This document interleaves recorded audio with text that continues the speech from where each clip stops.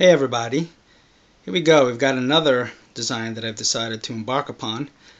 This one was really interesting. There was a lot of interesting side effects of making a very high aspect ratio swept wing design.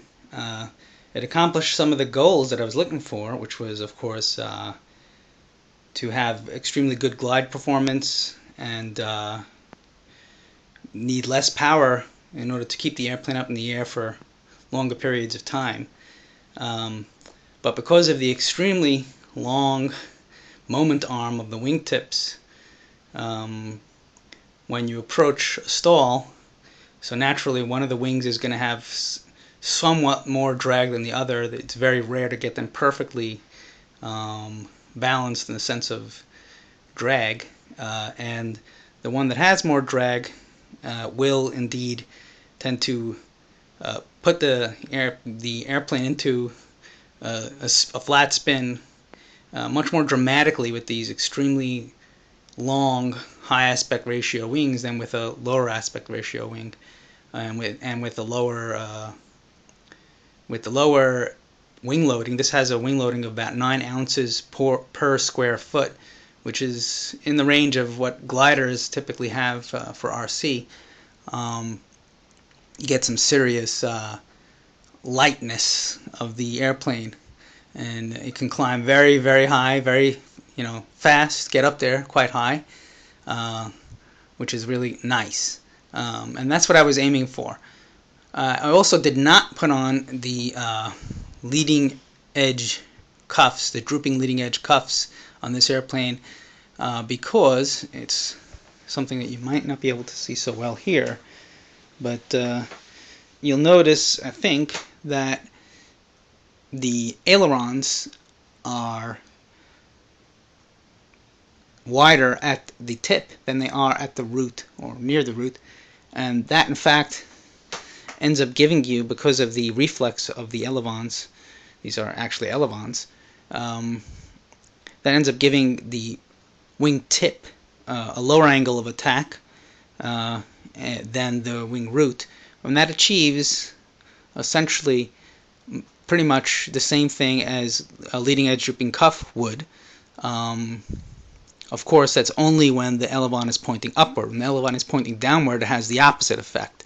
It has the effect of making the outboard part of the wing have a higher angle of attack than the inboard part of the wing, which of course is disadvantageous and can lead to spins.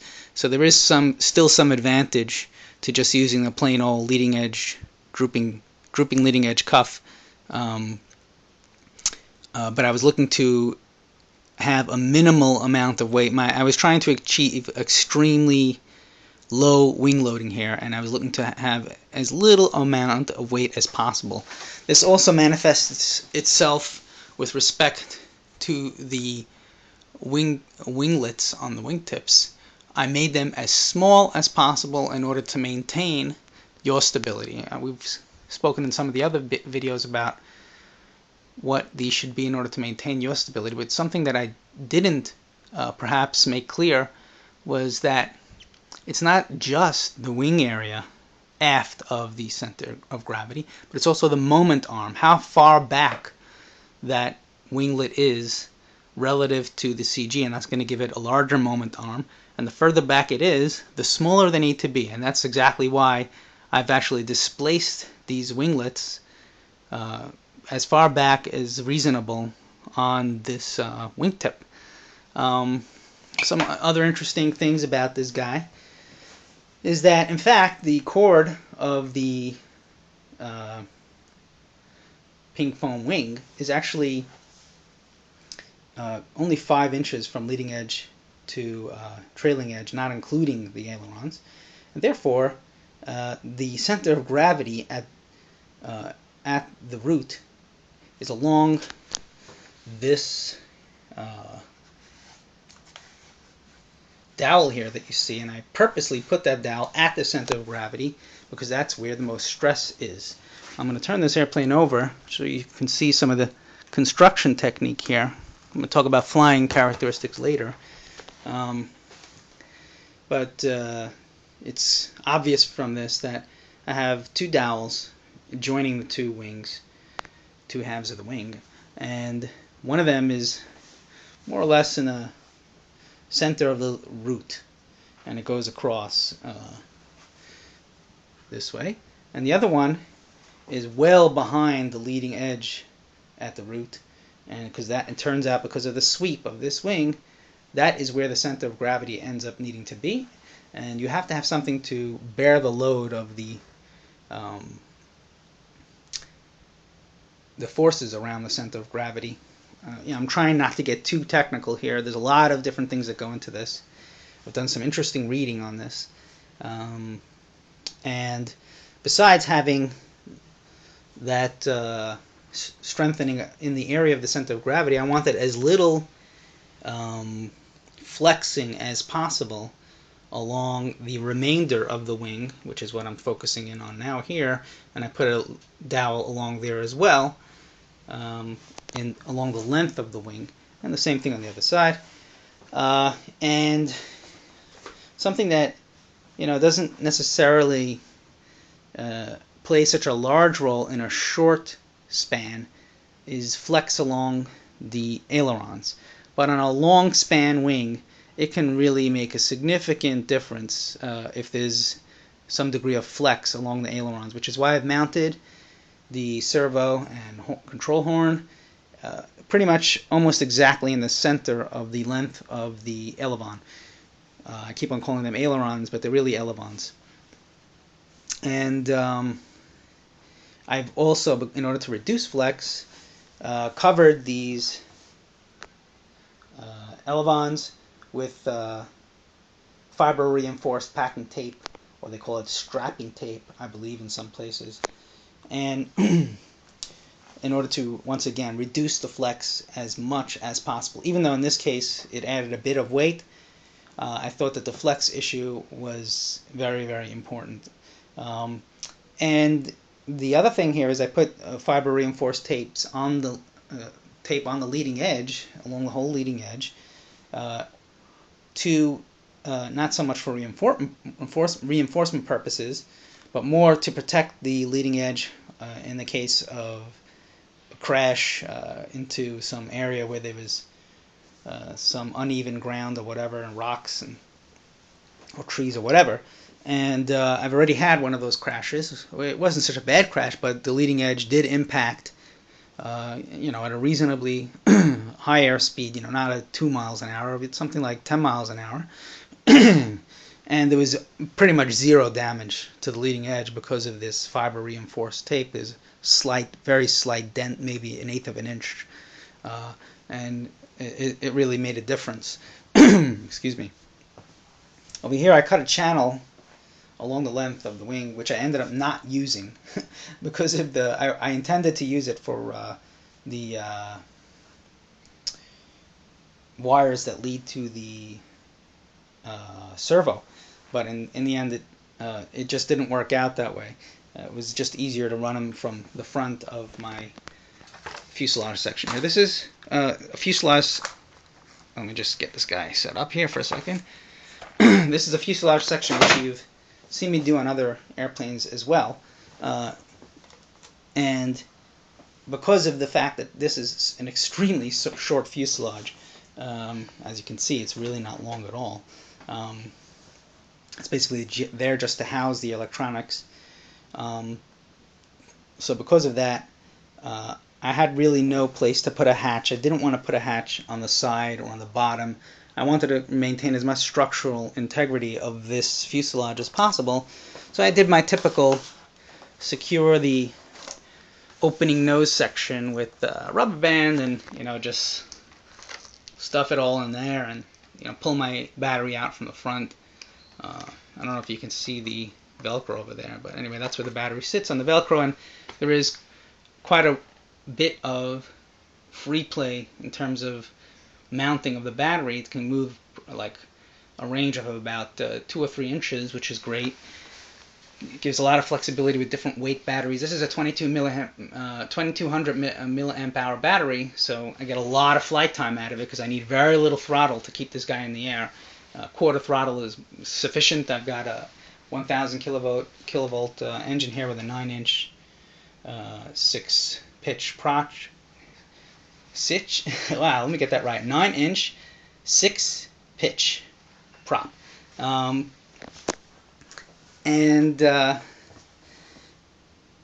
So the design goals of this guy, flying for a long time on a battery, that is not ridiculously large, have been achieved, and the side effects of it, going into a pretty hefty and immediate spin, in the case of stalling the wing, which you really need to be careful of when you launch the airplane, because when you launch the airplane, it is if you're hand launching and at a pretty slow speed. And what I was noticing is that if I had it trimmed up a little too much, it would basically stall as soon as I launched it, and it would go into this spin where one of the wings would stall before the other,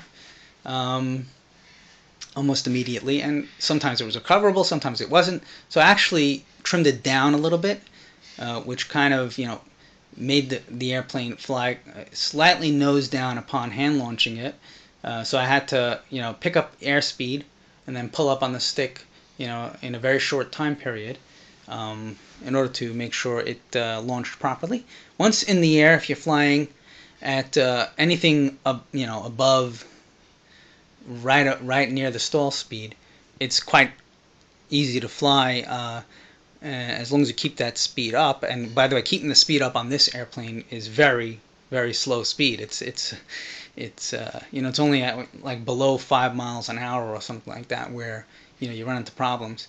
And I wanted it to fly slow. I wanted it to be an extremely high lift, slow flying, high glide distance. In other words, the glide ratio would be fairly high, and it is. I mean, I shut the throttle off on this guy, and he's a couple hundred feet above the ground, and he takes forever to come on down unless you force it down, which is great. This is what I was aiming for. I did botch up one of the wings here. This is the pink foam used for the wing here, and I thought what happened was that one of these I cut out really nicely and smoothly. I cut it with a hacksaw and then sanded it down. By the way, the whole wire thing, cutting with a hot wire, it's probably a good idea if you know what you're doing, but if you don't, it's really hard. I just found that cutting this with a hacksaw, marking some lines and cutting some angles, and I think you could see by looking at this wing that it came out fairly decent. And then sanding it, of course, but just cutting it with a hacksaw and then sanding it. There's 2 layers of 1/2-inch foam here joined together. And especially this wing. This wing came out very nicely. This wing was the one that came out good. This one had no or very little bending along the length of the wing. It's just the nature of the foam that I was cutting. I don't know if you can see here. There was very little up bend at the tip. This one had the exact opposite. It had quite severe down bend. I think you can see it there. Quite severe down bend as you progressed along outward from the root to the tip. And that was causing a pretty severe roll to the left on takeoff, on hand launching. And of course, it will naturally want to roll to the left already because of the torquing of the engine. The engine, right, the propeller is turning clockwise. The natural reaction of the airplane to conserve angular momentum is to roll to the left.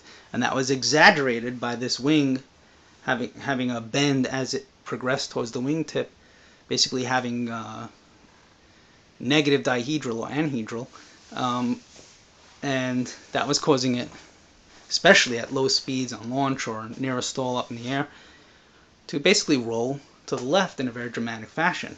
So, as a result of that, I was thinking, well, I could do some hacks and I can put a little angled winglet over here to give it a little extra lift on that side. But once again, I was trying to save weight and drag. So I said, you know what? I'm just going to really hack this up. I'm just going to give a whole lot of up elevator, built-in up elevator by adjusting the control arm over here down by the servo. When I say a whole lot, I mean like an eighth, or maybe somewhere like a 3/16 of an inch more at the wing, over here at the tip, more up aileron on the right wing. Okay, normally you would have to do that anyway to try to adjust for the natural roll tendencies, but it would just be a very slight difference, especially on such a long wing, which would give a very large moment arm. So you wouldn't really need that much of trim to the right. But in this case, because of the anhedral on the left wing, it became necessary to give, probably about double the displacement of the right elevon in the upward direction. It's called reflex. That's the word they use for it, which of course decreases the efficiency of this right wing more than it should have been. But I realized afterwards that we're talking about differences in efficiency that are very, very little, because the vast majority of the lift is coming from this extremely thick wing. We're talking about an inch thick, two half-inch pieces of pink foam joined together. By the way, I would have preferred just to use an inch of pink foam, but that's not what was available. My neighbor happened to have this lying around, and it's hard to get it. Anyway, where I am. Anyway, the bottom line is I took his foam. He wasn't using it. He said, like, oh, yeah, I know you build model airplanes, so he gave me his foam. And I also wanted to try this whole pink wing thing, because usually I use the Armin wing technique that can be found on Ed's site, Experimental Airlines, and this worked out quite well in the end. There was I don't know if it was that much more time. It definitely was more time hacksawing out the shape of the wing and then sanding it down, but not that much more, really not. And of course, adding in these, cutting the channels for these spars, right? Cutting the channels into the wing was a bit of a pain in the butt, using a soldering iron and burning out the foam, and then laying in these spars and hot gluing them in, and then covering the whole wing with tape. You have to cover the whole wing in tape anyway with the Armin wing technique in order for it to have any reasonable amount of lasting time. But in this case, by the way, the covering of the wing in the tape is not just simply to protect it from the elements. For the pink foam guy, covering the wing in tape actually adds quite a bit of rigidity and is really necessary from a structural standpoint. And as you can see here, from my first botched attempts of initial launches, even though I did do glide tests, but there was a very significant amount of yawing tendency due to that extra drag on one of the wings, because these two wings are certainly not perfectly symmetrical in terms of their construction, and one of them does have more drag. And because of that, I did crash, on my first two launches. I'm pretty impressed, actually, with my experimentation mechanisms and methodologies, and it was only the first two launches that I crashed, and in both of those, this nose section, as you can see, did get bent up a little bit, but there was, other than that, first of all, that's exactly, as explained in my other videos, that's exactly why I do these, kind of pyramid-shaped nose sections to begin with, because they are great for absorbing impact when you have some kind of botched landing or botched launch. And these, I will say that these flying wing designs seem to be a lot tougher overall. You crash them, you can be crashing them. I mean, in the other flying wing that I did use in my other video, I think I already mentioned it, you crash them at full throttle, nose first, and you'll have some damage to the nose, but that's about it. They're pretty strong. It's pretty impressive. And that covers like the basics of what was going on here. Oh, something else that I missed, which it turned out to be quite important, is that because of that tendency that I spoke to you about yawing to the left, actually it's certainly not really quite visible here, but I actually displaced the alignment of the fuselage relative to the center line of the two joined wings, two wing halves. I displaced it slightly such that it would act sort of as a rudder to yaw the plane to the right naturally without having to put any rudder input. And of course that also gave the appropriate offset for the thrust line of the engine propeller. And so that compensated for a lot of the left yawing and left rolling issues. I didn't want to make it too much. As a matter of fact, at first I did make it like more than just 1 degree. It was probably like 2.5 or 3 degrees. And that was when you put it up to a higher throttle setting, that was really giving too much yaw to the right. So I brought it back to 1 degree offset so that it was acting as a rudder to the right. And 1 degree seemed to be the good compromise between low and high power settings. So it took basically 3 test flights and a lot of playing with the trim and the center line of the fuselage, the offset of the center line of the fuselage relative to the center line of the two joined wing halves, to finally get the right mix of the tendency to yaw left at low air speeds and the proper straight ahead tracking at high throttle settings. And this is a slow flight bird. This is not, breaking any speed records, and it's not meant to. I really like its roll performance is awesome. I mean, because it's got these massive elevons, and you do full displacement on these guys, and you just roll right over in no time. 360 degrees of roll. It seems to roll better one way than the other. I can't remember which one, probably the left. And in terms of looping, you need, if you're looping at a, so I'm flying this around at pretty low throttle settings because it just doesn't need a lot of throttle because of its really high lift. Low wing loading, high aspect ratio, all results in high lift. Low drag. So anyway, the bottom line is that I'm flying it around at low throttle setting and I try to do a loop, and of course it stalls at the top of the loop because I start off with extremely low power setting.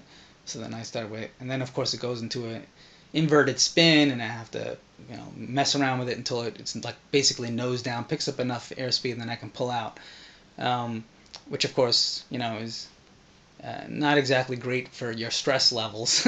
So I realized that in order to do a loop on this Mojo, you've got to have at least half throttle, at least maybe 3/4 throttle if you just really want to play it safe, to get you over the top of that loop without stalling at the top of the loop. And then it loops just fine. But I noticed that for looping purposes, it appears that the lower aspect ratio flying wings loop better. Of course, in general, an airplane that has a conventional tail like this one, I told you already, I think that this guy has incredible looping performance. It's got this huge elevator in the back and fairly high performance, high lift, thick wing. Of course, the thick wings, as I said in the other video, typically result in higher drag, but really good lift at low air speeds, which gives results, especially if you have a nice big elevator in the back, results in really tight looping performance. But these guys, because they don't have elevators at all, really, they have elevons, and the elevons don't have that much of a moment arm, even though it's a quite long high aspect ratio wing, and the tip of the elevon is some significant different distance behind the center of gravity, it's still not nearly as effective as this guy's huge elevator, a significant difference behind the center of gravity. So it's not going to roll quite, I mean, it's not going to loop quite as good as this guy would. This guy really loops like crazy. And I'm pretty happy with the way it came out. I just wish I had, caught that downward bending of this wingtip up front and chosen a different piece of foam or whatever, or did it the other way around so that it was an upward bend, providing some dihedral as opposed to anhedral. But anyway, I didn't catch it, so I actually tried to do this pretty fast. So I learned from that. Look at the freaking natural bend of the foam before you start cutting it. Okay. I hope to get someone to film this guy flying. So far, I think if you go on my channel, you'll see some of the other films done by my wife or by my son, and they're really not good. I hope to get someone who really knows what he's doing with filming when these guys are flying, and getting a camera that can zoom in and all that stuff. But I don't have high hopes of that happening anytime soon. But maybe I'll just get one that's not such a good video up there, just so you can see it flying. All right. I think I covered pretty much all the technical build issues. Of course, with all flying wings, that issue with the center of gravity is utterly critical. I mean, I've stated that in other videos. It becomes significantly more critical getting the center of gravity right with the flying wings than it does with the conventional designs or with the twin boom pusher or whatever. So good. I hope this will be useful for some of you guys. Once again, all of this information is pretty much available already on the net. I'm trying to put it all together in a useful way that's not too technical, in order for people to know what they have to do for all of the airplane to get it right, and to get it to fly. Not perfectly necessarily. I'm not covering perfect airfoils and all that stuff. I'm trying to tell you the things that you need to do, the few things that need to be right. One last thing, because of the lack of angled winglets, these winglets are straight up, and then the other flying wing that I did, which was a much lower aspect ratio and had a longer root chord than the tip chord.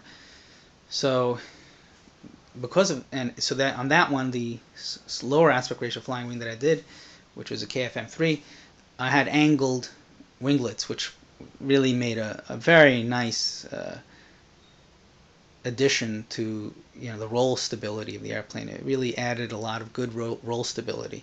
This guy, of course, you do have some natural dihedral because of the sweep, and you can read about that. It's kind of effective dihedral because of the sweep, but putting in those angled winglets really helps a lot with the roll stability. And this guy basically has either slightly negative roll stability or neutral roll stability at best. So you put it into a bank, and you really have to be active on the controls. It can just continue banking, or just stay there, and it won't just naturally level itself out, pull itself out of the bank as an airplane with angled winglets would, especially if they're of significant size, those angled, canted winglets. That is an important point, and that's why I added that in here in the end, even though this video is getting kind of long. Okay, good luck, and I hope to get a flying video of this guy up soon. Thanks, bye.